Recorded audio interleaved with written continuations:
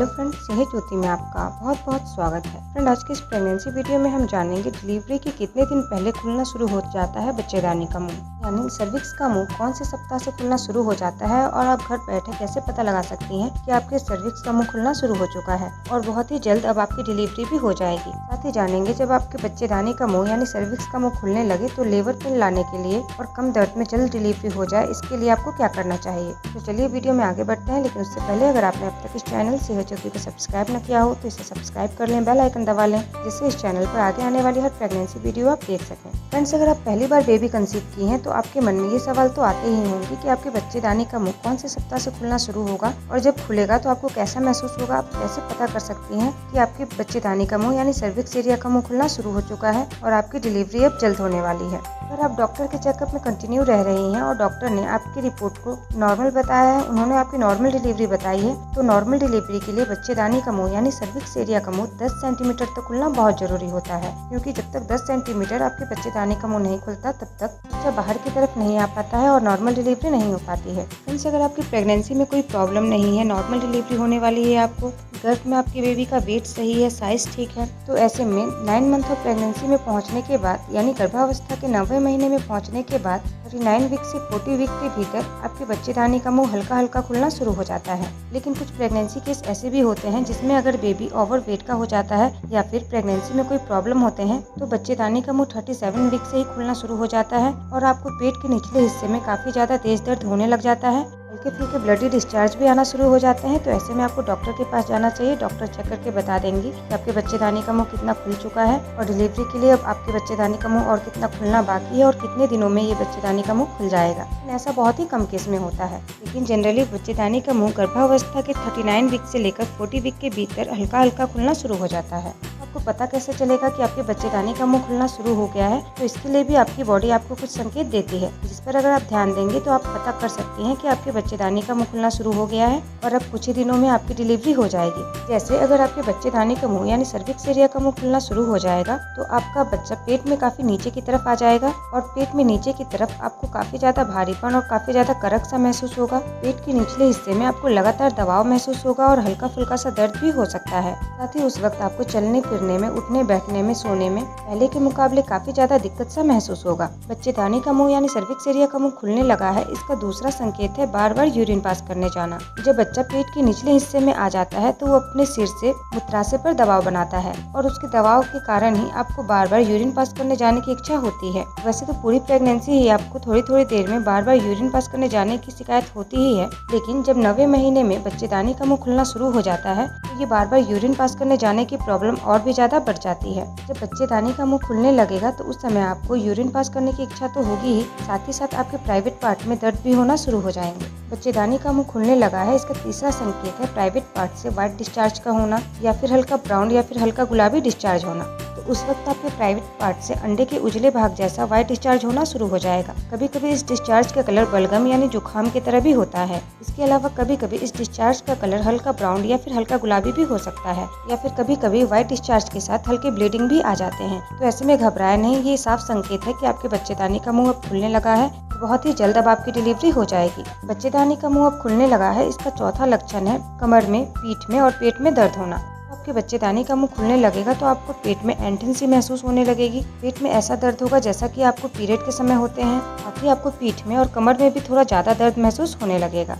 90 महीने में पहुंचने के बाद अगर ये सारे लक्षण आपको दिखते हैं या फिर अगर आप 90 महीने में ना भी पहुंची हो तो भी अगर ये सारे लक्षण आपको दिखते हैं तो आपको बिना समय गंवाए तुरंत डॉक्टर के पास जाना चाहिए। डॉक्टर चेक करके बता देंगे कि आपकी डिलीवरी में अब कितना समय है और आपके बच्चेदानी का मुंह कितना खुल चुका है और कितना खुलना बाकी है। अब बात करें कि बच्चेदानी का मुंह खुलने के बाद आपको लेबर पेन आना स्टार्ट कब होता है। तो फ्रेंड्स, जब बच्चेदानी का मुंह 1 से 2 सेंटीमीटर तक खुल जाता है तो उसके बाद लेबर पेन आना शुरू हो जाता है, लेकिन उस वक्त तक ये लेबर पेन हल्का हल्का ही होता है। लेकिन जैसे ही बच्चेदानी का मुंह 3 से 4 सेंटीमीटर तक खुल जाता है, दर्द आना काफी तेज हो जाता है और ये दर्द हर 2 से 3 मिनट के बाद आना शुरू हो जाता है और कम से कम 1 मिनट के लिए ये दर्द रहता है। तो ऐसे में अगर आपके साथ भी ऐसा हो कि आपको 2 से 3 मिनट में बार बार रुक रुक कर दर्द आ रहे हैं, तब आपको घर पे वेट नहीं करना चाहिए, तब आपको तुरंत डॉक्टर के पास जाना चाहिए ताकि डॉक्टर आपको दर्द बढ़ने का इंजेक्शन लगा सके और आपके दर्द और भी ज्यादा तेज हो सके और जल्दी आपकी डिलीवरी करवाई जा सके। बात करें कि जब आपको लेबर पेन आना शुरू हो जाता है तो आपकी जल्द डिलीवरी हो जाए, इसके लिए आपको क्या करना चाहिए। तो फ्रेंड, सबसे पहला बात कि जब आपको लेबर पेन आना शुरू हो जाता है तो आप चाहे हॉस्पिटल में हो या फिर घर में हो, सबसे पहला काम तो आप ये करें कि आप डरे बिल्कुल नहीं, बेचैन बिल्कुल ना हो और रूम में ही जितना ज्यादा हो सके टहलें। टहलने से होता ये है कि आपकी बॉडी में गर्माहट आती है। उस गर्माहट के कारण बच्चा जो है पेट के ऊपरी हिस्से को छोड़ देता है और पेट के निचले हिस्से में आना शुरू हो जाता है।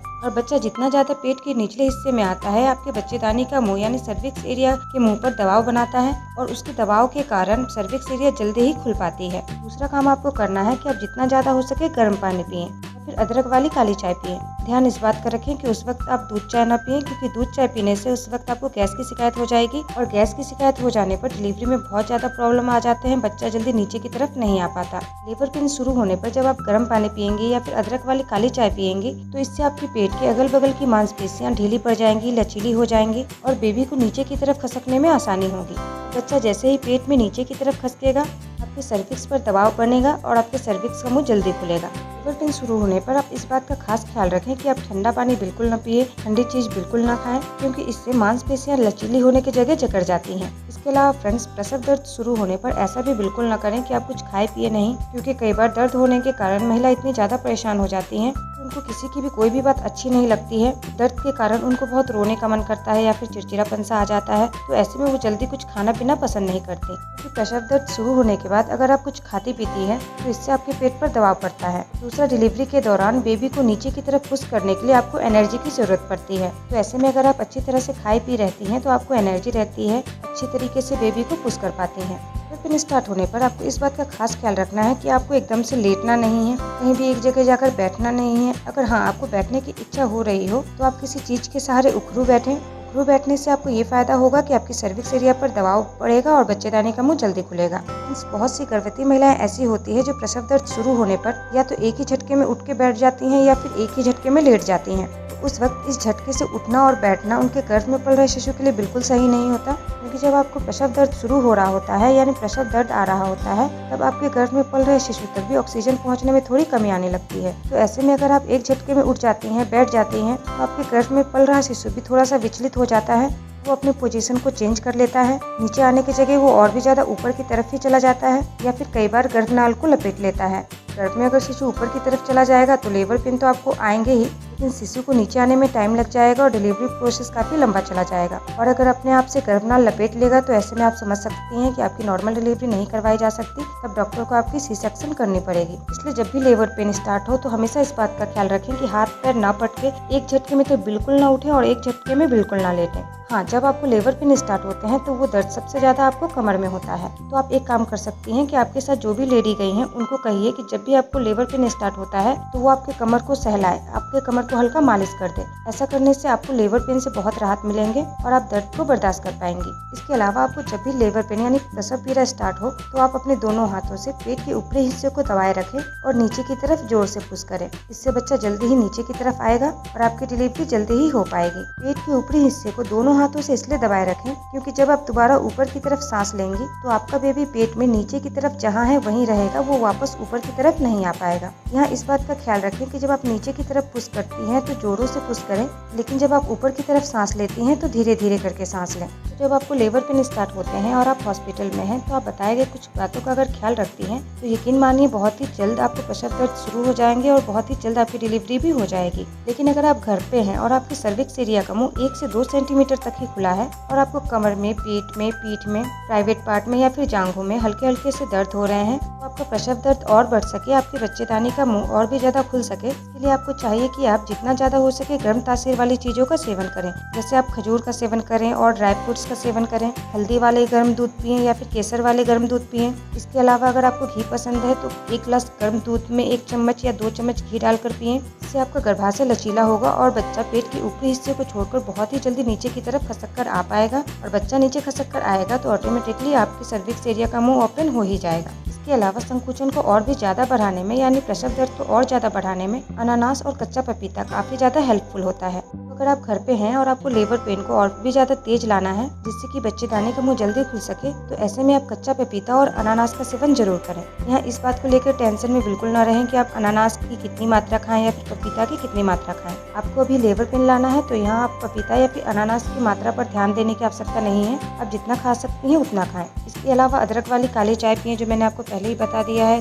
गर्म पानी पिएं। चाहे तो आप तुलसी की चाय या तुलसी का काढ़ा भी पी सकती हैं। इससे भी संकुचन काफी जल्दी आता है। और सबसे मेन काम कि जरूर से जरूर और ज्यादा से ज्यादा टहलें। टहलना बहुत ही ज्यादा जरूरी होता है नॉर्मल डिलीवरी के लिए। इसके अलावा आप उखड़ू बैठने वाला एक्सरसाइज करें, ये भी बहुत ही ज्यादा हेल्पफुल होता है सर्विक्स एरिया को ओपन करने के लिए। तो फ्रेंड्स, अगर आप भी 9 मंथ में पहुंच चुकी हैं, आपको भी लेबर पेन नहीं आ रहे, तो आप बताए गए टिप्स को फॉलो करें। 100% आपको लेबर पेन स्टार्ट हो जाएंगे। और बहुत ही कम केस ऐसे होते हैं जिसमें इन सारे टिप्स को अपनाने के बाद भी अगर लेबर पेन ना आए, तो हो सकता है कि कुछ प्रॉब्लम हो। तो ऐसे में एक बार अपने डॉक्टर से जरूर मिलिए। बताए गए टिप्स को आप प्रेगनेंसी के 9 मंथ के स्टार्टिंग से भी फॉलो कर सकती हैं, ताकि डिलीवरी डेट के टाइम तक आपके बच्चेदानी का मुंह खुल जाए, या फिर बच्चेदानी का मुंह 1 से 2 सेंटीमीटर खुलने के बाद भी इन टिप्स को फॉलो कर सकती हैं, ताकि प्रसव दर्द बढ़े, बच्चेदानी का मुंह ज्यादा से ज्यादा खुले और आपकी जल्दी कम दर्द में नॉर्मल डिलीवरी करवाई जा सके। फ्रेंड्स, इस वीडियो में हमने जाना कि कौन से सप्ताह से बच्चेदानी का मुंह खुलना शुरू हो जाता है, बच्चेदानी का मुंह खुलने लगा है, इसकी जानकारी आपको घर बैठे ही कैसे हो जाती है, बच्चेदानी का मुंह खुलने पर जब आप हॉस्पिटल में रहती हैं तो आपको क्या करना चाहिए